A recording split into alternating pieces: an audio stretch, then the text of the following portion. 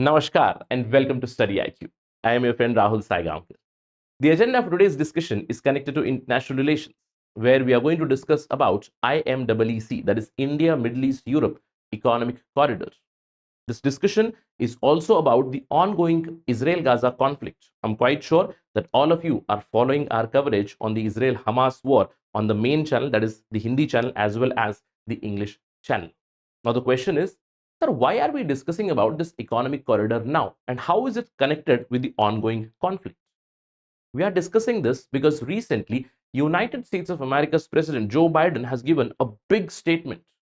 He said he's convinced that the Hamas attack which occurred on October 7, because of which the entire conflict has begun, it could be linked with the IMEEC corridor. So in this video lecture, first we'll focus on this corridor. What is this India, Middle East, Europe economic corridor? Details regarding it, what is its history, and then we'll try to answer this question: why US President is convinced that the current conflict has something to do with this corridor. That is going to be the agenda of today's discussion. To get to know all this information, stay with me till the very end.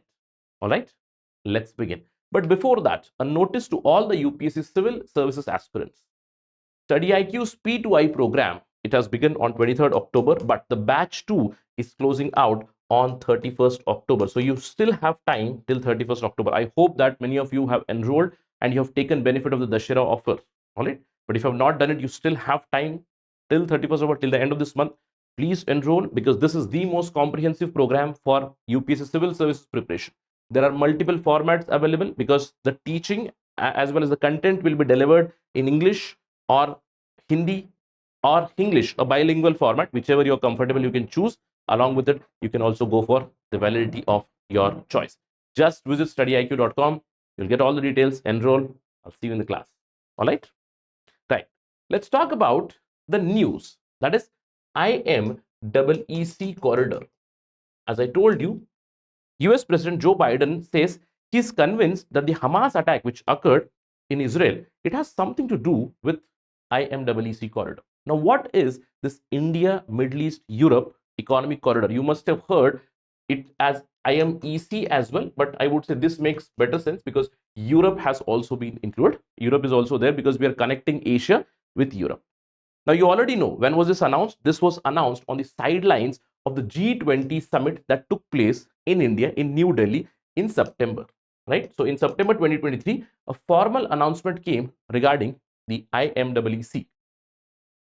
The question is, sir, was it conceptualized during this summit only? No. As I told you, the erstwhile it was called IMEC. Many believe that it was during the Delhi summit which happened. However, the actuality or the reality behind that is it was conceptualized, or the seeds of that was sown through the G7 initiative in 2021 itself.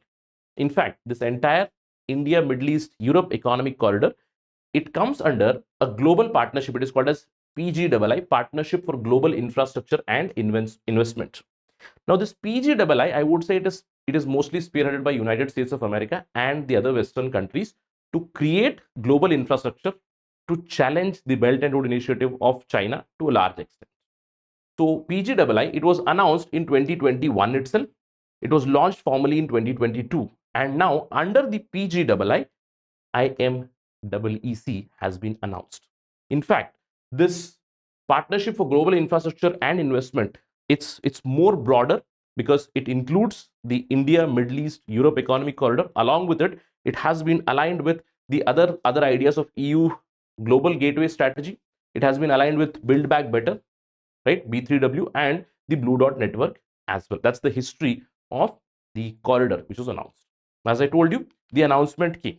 India, Middle East, Europe economic corridor, in short IMEC or IMEEC. So I don't want aspirants to get confused between these two acronyms. I'll be using them interchangeably. All right. Now, this is dubbed as the modern spice route and a potential challenge to the Belt and Road Initiative of the Chinese. The Chinese announced that in 2013. In fact, I can even give a precursor of this before. Why? The United States of America administration itself, way back in 2011, they spoke about something called as the NSR, the New Silk Route. The plan was announced, although it it never fructified. It was never conceptualized. So very soon after that, in 2013 itself, the Chinese came up with the Belt and Road Initiative. It was initially OBOR, One Belt, One Road. Later on, they renamed it to BRI, right? So US had been planning something like this from long ago, I would say almost a decade back. Now a formal announcement came. So this IMEC is a planned economic corridor that aims to bolster economic development in India, in Indian coastal side, in the Middle East, and as the name itself suggests, there is a Middle East term, and you know the Middle East construct is from the perspective of America. Now we call it West Asia, they call it Middle East, right? So Middle East itself shows that it's US led to a large extent, and it also connects to the Europe. Now the corridor is proposed to connect India to Europe through the Middle Eastern region. Now what does it comprise of? The proposed plan, it includes sea lanes, it includes railroad or rail route. It, of course, when you're connecting sea lanes to railroad, that means ship to rail networks are to be created. Road transport networks will also be created. Along with it, there would also be focus on laying electricity cables, internet cables, and hydrogen pipelines as well. Right now, the parties who formally announced in September 2023, they include India, United States of America, more or less, I will say USA is spearheading this, Saudi, UAE, European Union, Italy, France, and Germany. Now, if you are finding it tough to conceptualize this or to say imagine it, now this is the economic corridor. It would look like, right? It begins with, say, India. It will connect with Indian ports, Mumbai port. It moves through a sea lane. It moves towards the Middle East, and in the Middle East, a rail come road network will take it to the Israeli Haifa port, and from Israel there is again seaward connectivity towards Greece. In Greece, there is Piraeus port. So this is the basic idea. From India, a connectivity to Middle East, then towards the Europe. And Greece would basically be the gateway towards Europe. This is the idea of IMEC or IMEEC, whatever you want to call, India, Middle East, Europe Economic Corridor. Again, it's a very nascent idea. It's a very nascent idea. If you ask me, sir, what has been the development? In fact, right now, funding is being announced, planning is going on, but on the ground, nothing has started, right? On the ground, nothing has started, I would say, largely.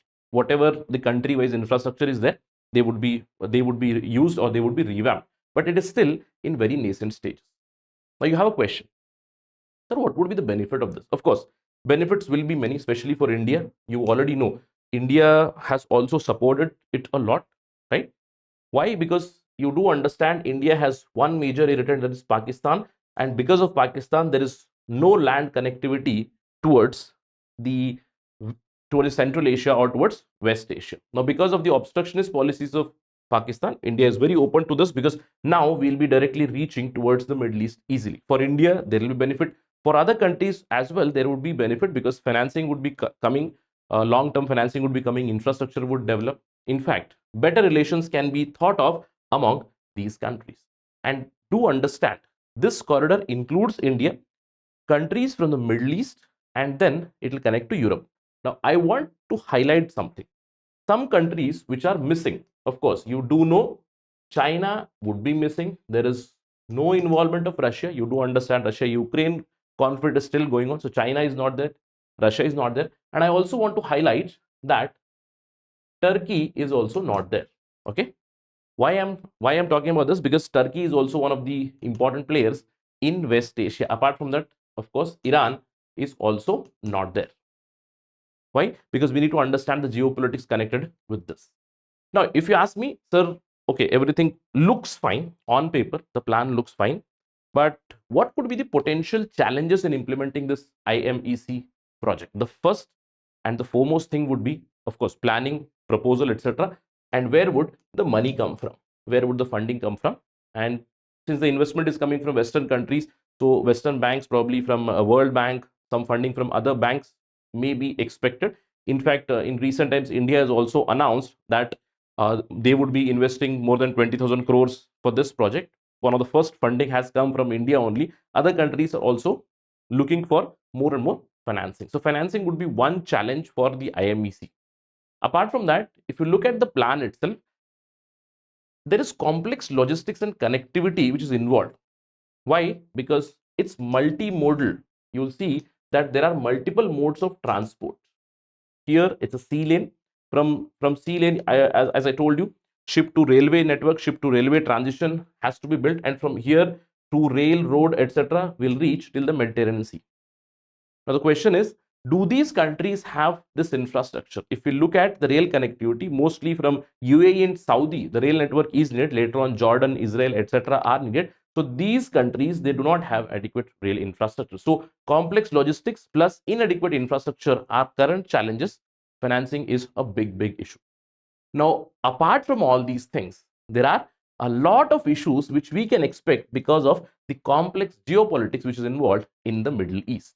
Now, the Middle Eastern politics, it is predominantly plagued by many fault lines. I would say two broad fault lines for sure, very important fault lines. If you look at this particular area, you will find a fault line in Islam itself, where you have this issue of Shia versus Sunni. And right now, the Israel-Gaza conflict which is going on, that means the fault line of Jews and Arabs, fault line between Jews and Arabs. So because of these two challenges, there is a lot of complex geopolitical dynamic which goes on in the West Asian region, or the so-called Middle East region, which is going to be a challenge. And perhaps it is because of this itself, because of this complexity in geopolitics, Joe Biden has suggested, he is convinced, in fact, he said, I am convinced that the Hamas attack has something to do with the corridor that we announced. Is there any grain of truth to it? We'll try to analyze.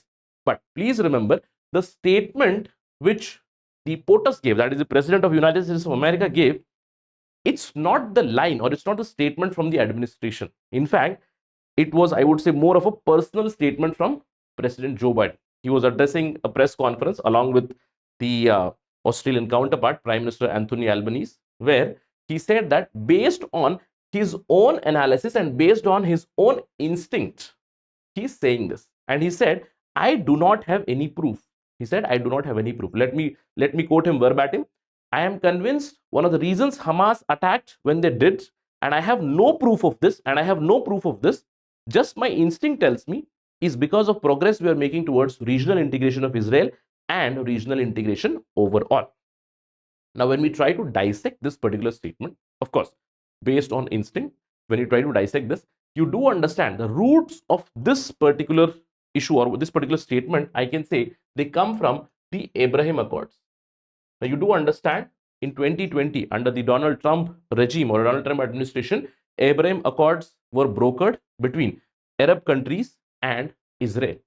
Following the Abraham Accords, many Arab nations, many Islamic nations, they normalized their relations with Israel.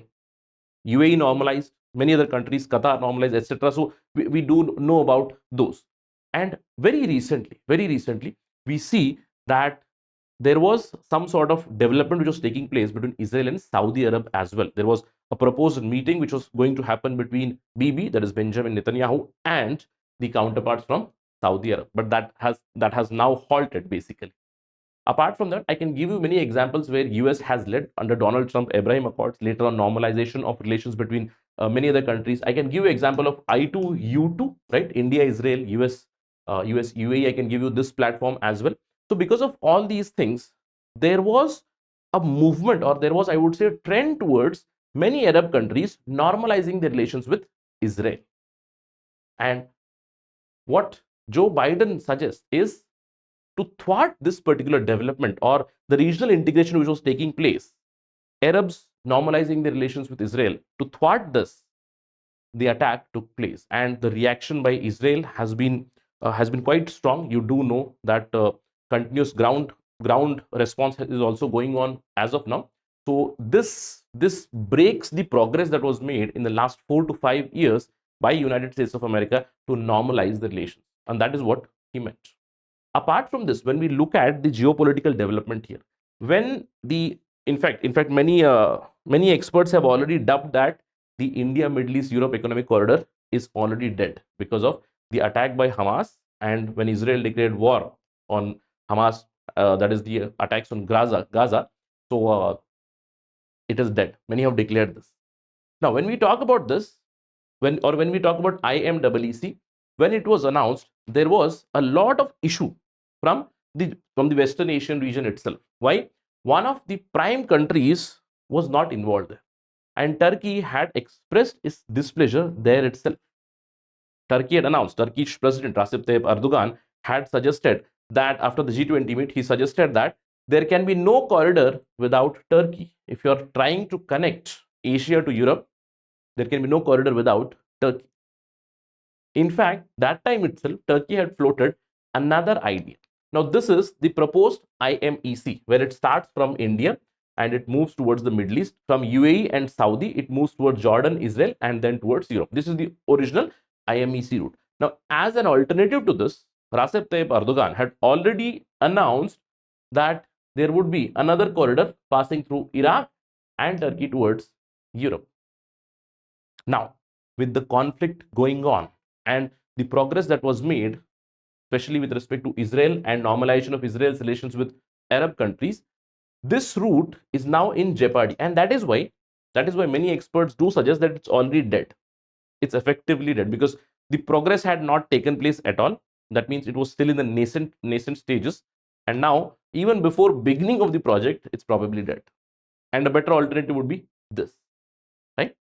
Now, apart from this, when you look at many of the countries who have joined here, as I told you, if you look at this corridor, you will see many countries like UAE, Saudi Arab, Jordan, Israel, etc. All these countries have been a part of parcel or have joined the Belt and Road Initiative at one point or the other. So many countries from this region, from 2013 till today, many countries have already joined the BRI. So even if for them it's very easy. Even if this is dead, even if the IMEEC is dead, it's a big loss for India, by the way. If that is dead, they have an alternative of Belt and Road Initiative, isn't it? So I would say Hamas attacking Israel and Israel being sidelined. So Israel and West alienated from the Arabs. It's a win-win for, I would say, Iran and Chinese both. Apart from that, one of the big benefactor, or I would say a country which will benefit from this, not a benefactor per se, a country which will benefit from this would be China, because right now China has a big advantage here. Why? China is courting Iran already, so they have good relations with Iran, and China can play a role as a broker to bring ceasefire here, possibly in future. And if that happens, BRI would be further strengthened. And the idea of PGII and the biggest project of PGII, that would be nipped in the bud. The IMEEC, even before it's born, probably dead. Again, we cannot say anything with certainty, but the statement by US President, where he highlighted that the attack could have something to do with IMEEC, it holds a lot of weightage. We'll wait for the official statement, official understanding or official explanation from the US, but right now President is convinced, the US President is convinced it has something to do with the corridor. So the question that beckons in front of us is this: is the India, Middle East, Europe economic corridor dead on arrival? We don't know. Things look very bleak for IMEEC right now. Let's wait and watch how things turn out with the war as well as the IMEEC corridor. As and when there are any developments, any inputs over this, we'll have a discussion on StudyIQ for sure. That is it right now in this video. If you have liked this video, you can always follow me on my social media handle @Rahul Sai 222. If you have any doubts, any queries regarding the program or regarding anything, regarding how to begin UPSC preparation, etc., you can always reach out to me on Instagram. I do respond on Saturdays and Sundays. Thank you for watching this video. Jai Hind.